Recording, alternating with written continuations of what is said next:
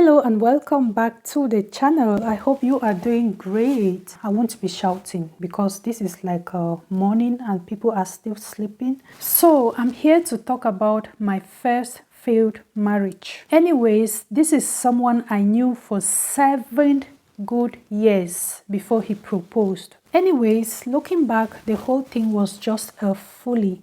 Like the relationship was a failure from the get-go. There are some key attributes of a man in a relationship that he didn't possess any. But I was so young, I was so naive. I look back and I see lots of errors, lots of misconceptions, wrong decisions.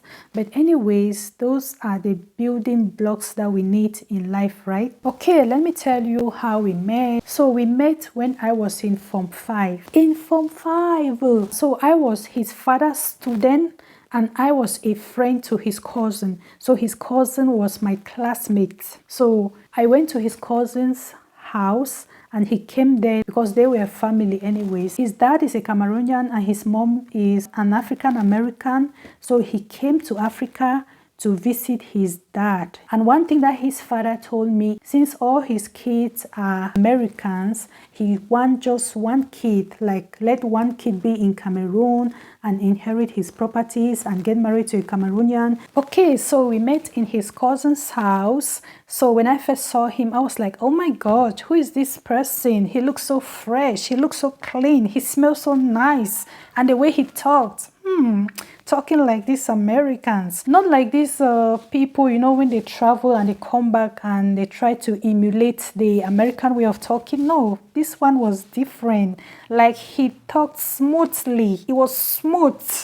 Anyways, he grew up over there. So, girls, when they see a man and they want that man, they go for it. They don't need to tell you, hi, how are you?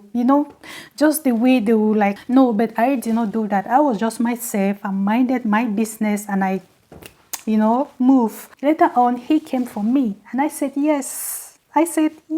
Looking back, this guy had this toxic masculinity. I'm trying to like recall certain things. He was like, oh, I love you, but I'm not in love with you. Oh, there's a difference between loving somebody and being in love with somebody.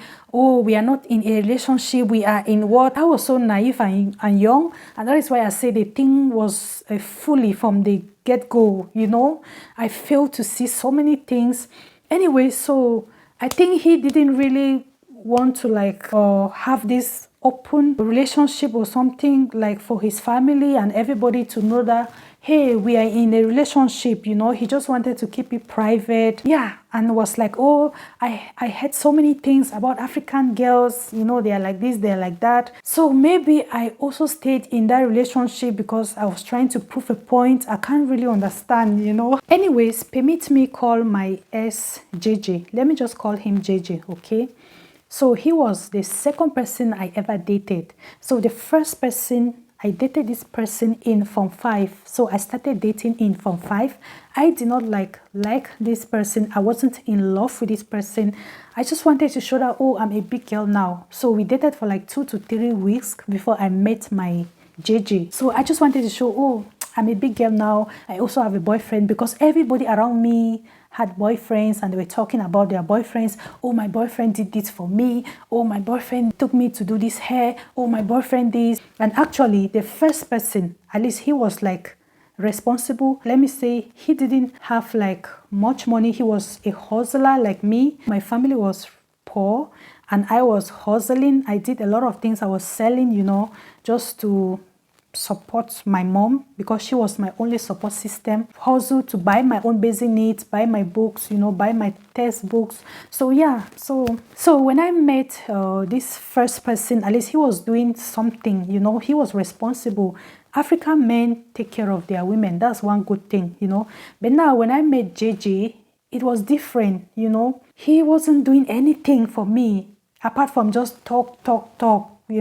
Oh, we are not in a relationship. Oh, now, all this toxic, everything was toxic from the beginning. Oh my goodness, what was I thinking? Maybe I was carried away because his father was the owner of the school. Maybe I was carried away because, oh, he smelled nice, he dressed nice, he's an American, he's the son of the proprietor. I don't know if maybe that is why I had to abandon. I abandoned this other person for him, you know. I remember one time we even had this fight just because I asked him for money to do hair. Very little amount. I just wanted to take it and add it to what I had, you know. Like, this guy was always seeing me and he loved me because I was always looking like well kept, you know, my hair, my clothes, everything. Oh, now I remember why I left the first person. He was cheating. So in 4-5, I had no phone. I went to his house and I heard music inside the house. He was staying in a room actually. So I heard music, but the door was locked. The windows were closed and I knocked on the door over and over. Then later on, a girl opened and the girl was like, oh, he's not around. He went out, you know. Maybe he'll be back like in the evening, because I was like, okay, let me just wait for him. And the girl was like, no, he just stepped out and maybe he will take long, he'll be back in the evening. And I was like, oh my God. So I walked all this distance for nothing, you know. And I understood that, oh, this guy is in there. Yeah, so that is why I left him. I discovered that he was cheating. Yeah, so that is how I met my JJ afterward. Oh my goodness, we were like always on the opposite end of the spectrum. We barely resonated on anything. Like, we were having this huge argument, breaking up and coming back again. I did not take this conscious decision of saying, okay, I'm done with this thing, this needs to stop, this thing is toxic. No. So we were back and forth with the relationship. I know that some women are so disrespectful, some women are so ungrateful. I have some of my subscribers over there, you know, they have like girlfriends over here and they really wanted to marry these girls. They were paying this huge house rent, paying food. Like, how can a man be sending you like 500,000 francs CFA every month for food and you're staying in a comfortable house? Like, oh my gosh, and you're still disrespecting this man? So I just want you to know that if you are in this position, just know that the girl in question has another man somewhere and she wants to marry by this man, okay? And on the flip side, we have these other girls. They have their men over there. You know, they are so respectful to these men. They love their men. Everything is peaceful. The man is doing his own part as a man. But on the other hand, if you have a woman and you're not doing what you're supposed to do as a man, then there's going to be a problem. You know, African men take care of their women. It doesn't matter even if the woman is earning more than you. You are supposed to do what you're supposed to do. And you know, African women, they appreciate their men. They appreciate the little that their men do for them. But if you're a man and you think it's okay to just, all you do is just, you go, you do this, but on the other hand, you don't want to take care, then there's going to be a problem, man. Anyways, let me continue with my story. So one thing that I loved about this, my ex-JJ, is girls were throwing themselves on him, but he didn't take advantage. Maybe the girls thought, oh, he's an American, he's going to take me to America, or he's going to be, you know, bush fallers in Cameroon now, when they come, they are just, come on, I was literally suffering. No, not like I was suffering, okay, I was okay, but I'm just saying he wasn't doing nothing, and it was okay, you know, I was a hustler, and I was hustling and taking care of myself. And one thing is, his family arranged for him to marry a girl. And what happened? It blew up on them. Yeah, so they took this huge money, you know, did this thing for him to marry this girl and, you know, for him to take the girl to America so that she can have, is it American citizenship or nationality or what, you know, yeah. So it was just like a contract, you know. The thing blew up on them. And then another thing that I heard, because I was going to their house, like I met his mom actually. His mom was a very nice person, made her so rest in peace. I was like his dad's best student. His dad loved me so much, but he had no idea that I was dating his son. It's only after the engagement. I overheard them talking about one girl So they were saying like he was supposed to marry that girl. The two families, maybe they had this agreement. You know, I asked him about it and he said, yeah, but he's not interested. And I was like, okay. One huge thing is I had this fallacy that we were meant to be together. And that is why we kept on breaking up and coming back. You know, I will go and entangle with other people. He will fraternize with other people. Then later on, we will still come back again like OMG. Okay, I forgot to mention something. He was in and out of Africa. Okay, so he was always traveling back and forth, you know, going to America and coming back to Africa. Okay, so this time around, we were apart for a very long time. So we broke up and we were apart, you know, doing our separate things, you know. And then later on, we rekindled the relationship. And obviously, we were growing older and wiser. So this time around, I had like high expectations because things were different. Like, So I was expecting that, okay, things were going to be different this time around. But no, what happened? I went to his cousin's house, to my friend's house, and the younger sister was talking about this girl across the street, you know, in their house. Like there was this girl across the street and he wanted to marry this girl. So it's morning, they cut the electricity. So, you know, yeah. Anyways, I'm here and I hope I'm going to like handle this code because the window is quite open and maybe I will have like this insect coming in. Let me see. Okay, we're good to go. Okay, so let me continue with this, my friend's younger sister. So she was oblivious to the fact that I had something going on with JJ. So she was just blabbing on and on. And yeah, I also kept quiet, but trust me, it hit me like a hard blow, you know. And I was never the same. Like it ignited, or let me say sparked this bitterness in me. I became this tempestuous person. I was never the same. Okay, so I asked him about it and he was like, yeah, you know, we are always having all these problems, blah, blah, blah, blah.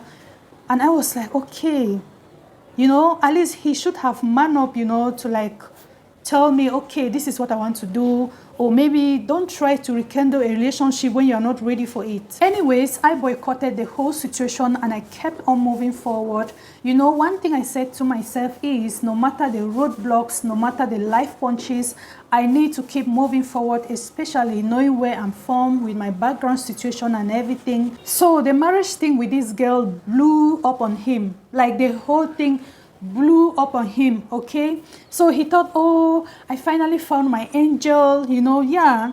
Because this girl, she was like this church person. She get up in the morning, she go to church, go to work, then go to church again, you know, yeah. So to him, he thought, wow, I just found my African queen. But the whole thing blew up on him.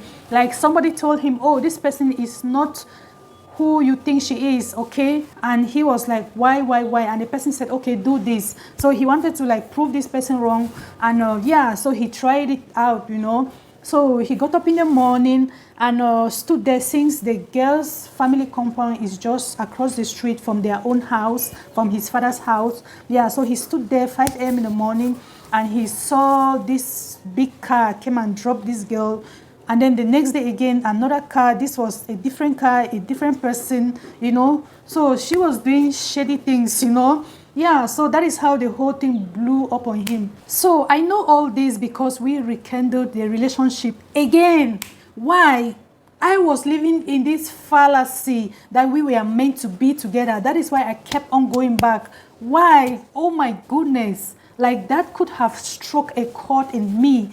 That whole thing was toxic. I should have dissolved that relationship then and there. Oh my goodness, because that was a huge red flag. You know, no woman deserves that. You can't be with a man and then he's planning to marry another. Like that is so appalling, you guys. So this time around, this is when he actually proposed, okay? So yeah, and the plan was that we should move back to the US together because he tried to succeed in Cameroon. Things didn't work out for him. He really loved Africa and he wanted to stay in Africa, but things didn't work out. So he concluded that, okay, we needed to move back to the US. And this is me just being happy, like, oh my God, I'm going to move to the US. Oh, he's now my man. Oh my goodness. I think the most important thing to me back then was just this fact that, okay, he's going to be my man. We are going to get married, you know, not really the US thing. Anyways, it blew up on me. Things didn't get better on the horizon for me.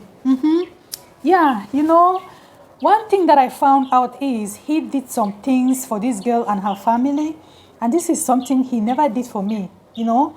And yeah, and you know, I was this bitter person. I think I didn't get past that, you know, for being with me and trying to marry this other person. Yeah, I think I didn't really forgive him, and I kept on being this tempestuous person. And maybe if he could have apologized, you know, yeah, he didn't really properly apologize. He kept on putting all the blames on me, like this was your fault. Yeah, there was a lot of disagreement and argument and all that. Yeah, this was me in the nursing school. Anyway, so I came to his cousin's house. He was staying with his cousin, and this one time we went out, you know, and I don't know, something happened, and he was like, let's go, and I said no. I stayed with a cousin, and he got really, really mad because he said, let's go. And I said no. He wanted to leave, you know, because he got into this altercation with his cousin because his cousin wasn't happy with him. I wasn't happy. He was a smoker, actually. So there was this particular thing that I told him, don't smoke this thing. So he stepped out, went and smoked, came back. I was just, you know, the whole place, the stench and everything. I really did not like it. I was so mad that, like, I told this person, don't do this. How can you know, embarrass me like this? So when he was like, let's go, I said no. So I stayed with his cousin and the others, and he left, and he got really, really angry. Okay, fast forward. This was me at the completion of my nursing school. So he moved back to the US, and he wanted me to move in with his mom or with his dad. You know, my mom moved to the village because of her business, and his dad moved back also to the village. So he sold the school, put their house out on rent or something, and he moved back to the village, you know, and he wanted me to move, you know, to go stay with them, and I couldn't. You know, I had all these health issues. You know, I'm this very soft, fragile person. Yeah, so I had all these health issues. I couldn't put myself in harm's way, you know, so I said no. There was a lot of no, no, no, no, and I'm happy that I chose myself, you know, because that was like detrimental to my health, so I couldn't do that. You know, I'm happy that I chose myself. I did what was best for me. Yeah, I never trusted his judgment. I think what he did kept coming back, and you know, there was a lot of argument and disrespect and all that on both parties. Anyway, so we agreed to move to the US, yes, and we had two options. One was to use a baby. You know, he filed for the baby, I bring the baby. Two was to use fiance visa. I'm sure you're well versed with that. You know, 90 days fiance visa. You get into the US and then you get married within 90 days, you know, so that the other partner will like stay in the US, you know. So after I completed my nursing school, I moved to town. I rented this comfortable room, like room, kitchen and bathroom, and I paid for it by myself. Yeah, because I worked 1 year in Ayaba Hotel before going to school, before writing the government competitive exam, and they sent me to school in this village, you know, Santa.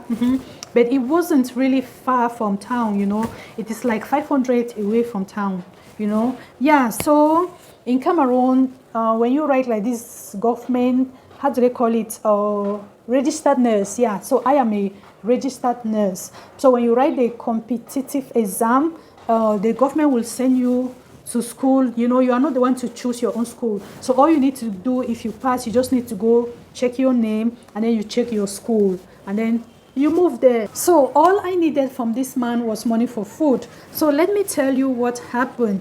So at the completion of my nursing school, he sent money for passport, and I gave this money to my elder brother to hold. I needed just 3 days to write my final exam and then go for the passport. And what happened? My elder brother used this money, you know. The mistake that I did was I told him like, oh, I went for the passport, you know, like I filed for the passport, but that was a lie. I gave this money to my elder brother. I needed just 3 days, you know, to go for this passport. And when I came back, my elder brother was like, oh, I used the money. And I was like, what? So he was like, oh, I had a problem and I used the money. Why are you this heartless? So you expect somebody to have a problem and the person will have money and will not use? Like, is the audacity for me. So I just closed the window. It is a little bit dark. You know, the kids are coming back from school. So there's this too much noise coming in. We were having some disagreement. You know, at this point, I was a Sunday school teacher.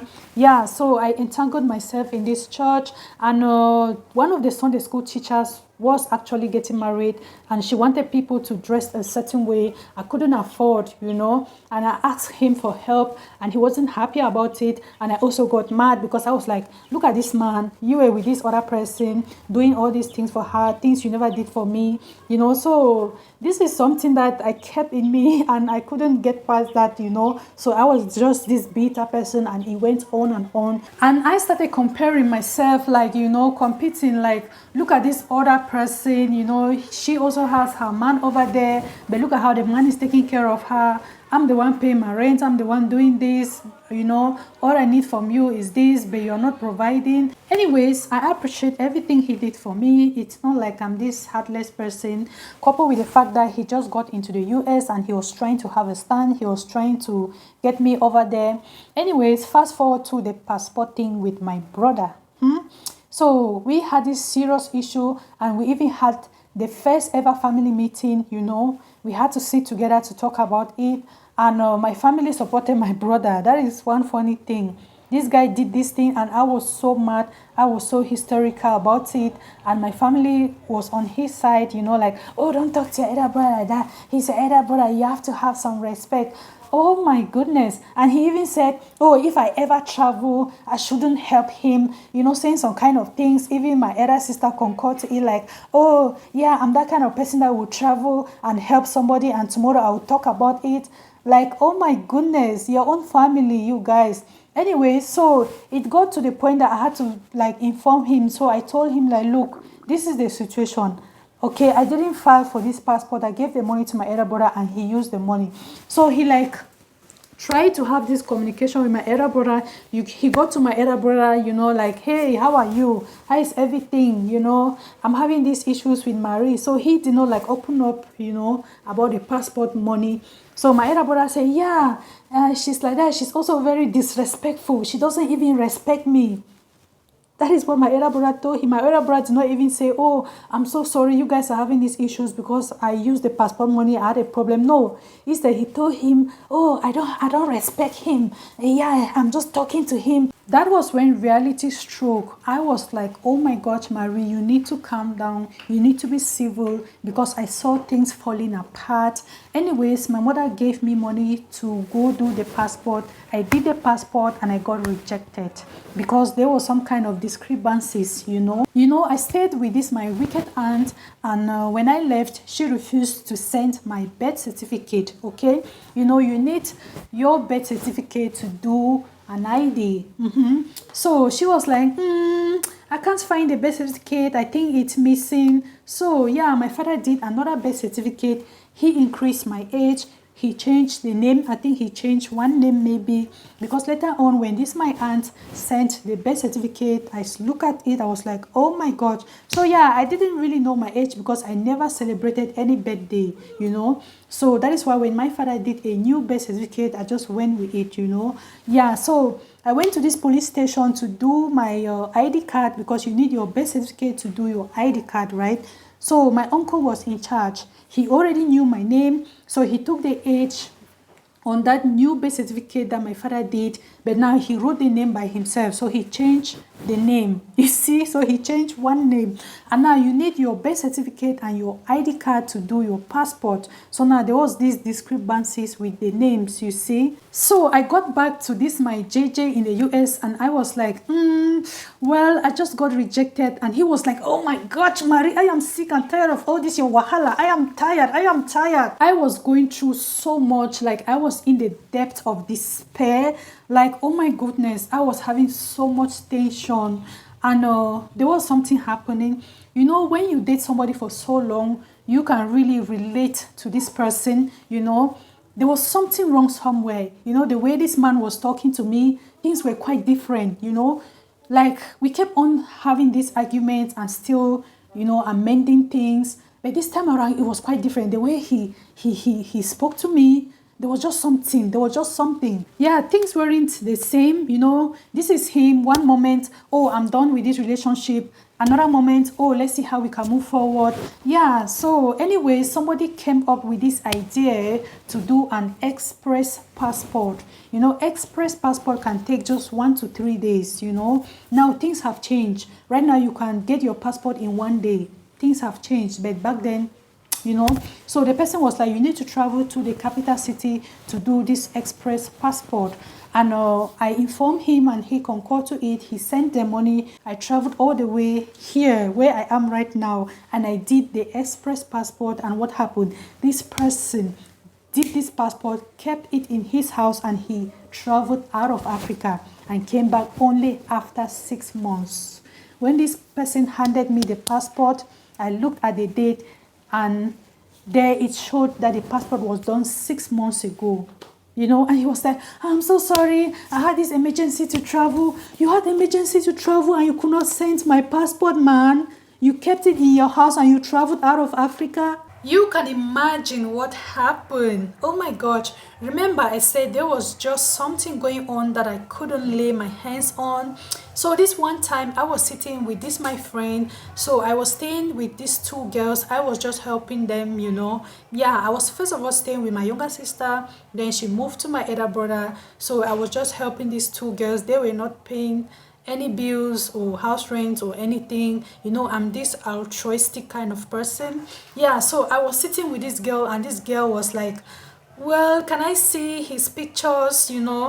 So I used her phone to open his Facebook, and what happened?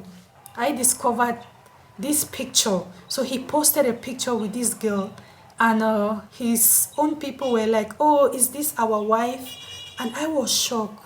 So you can imagine the turmoil. Yay! Electricity is back. So I changed my position again because of the noise.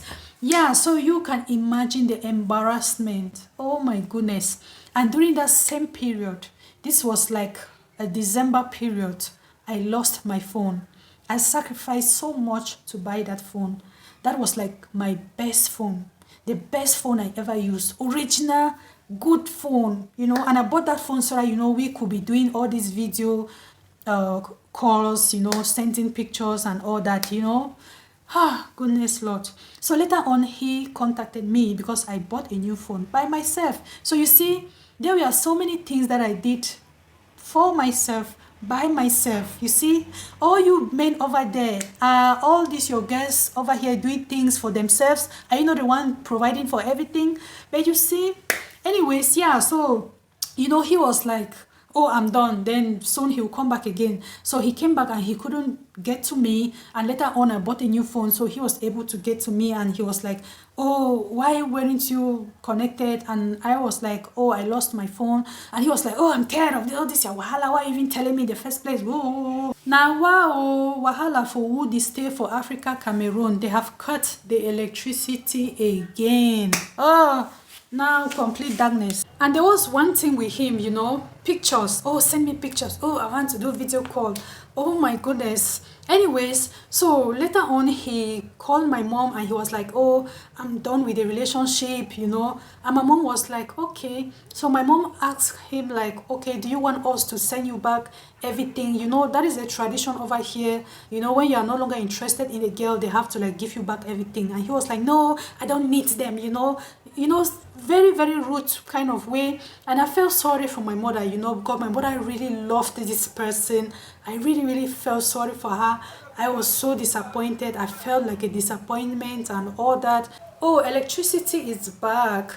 Remember what I said, that no matter the roadblocks, no matter the life punches, I will keep moving on. So I moved on with my life, and I got entangled with this other person, but this my JJ was still contacting. Okay, he was still texting like inconsistently, and yeah, I was still living in this fallacy that we were meant to be together. So despite the fact that I was like associating or fraternizing with this other person. I was hoping that we could like rekindle the relationship again, you know. So anyways, this other relationship was really violence. There was a lot of violence in the relationship. I think this person, that is who he is, and I pity any woman that would like marry him, you know. Yeah, so I just moved on, you know. I learned my lesson not to keep myself in any toxic situation. So yeah, so I removed myself from that toxic situation and I moved on with my life. But there was something that somebody told me. The person told me like, you see the way this guy moved on abruptly,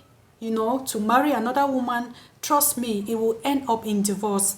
That was what this person told me, and I was still living in this fallacy. Okay, he will come back to me. Oh my God, Marie. So I'm having breakfast, cheese. So you recall this instant I mentioned about his family saying he was supposed to marry this girl. They grew up together and all that. Yeah, so that was the girl he was dating.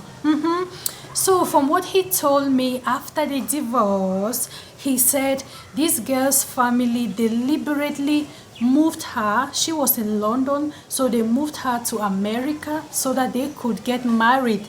Oh, so he said they did it on purpose. Okay.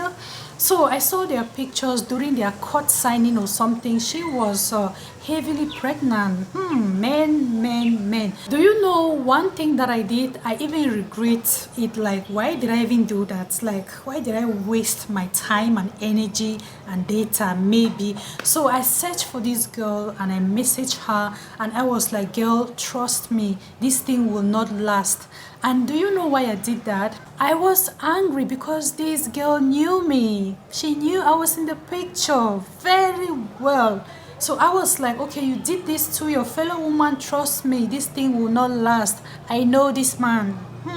One thing is, this man was living in his own illusion, or how can I put it, and he just dragged me along. I know men, okay, when a man wants something, he goes for it, he works for it, okay. Like when you see a man who is just like, oh, I want this thing fast, do this fast, that will not last, you know.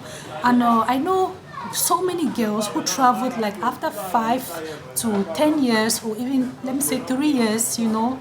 Yeah, they stayed here and the man was the one doing everything for them, and they did things slowly, the right way and all that, not all this pressure and tension, you know. Yeah, so that's one thing I have learned, you know. Life is a race and overtaking is allowed. So please don't push yourself so hard for nothing, especially for somebody who doesn't deserve it.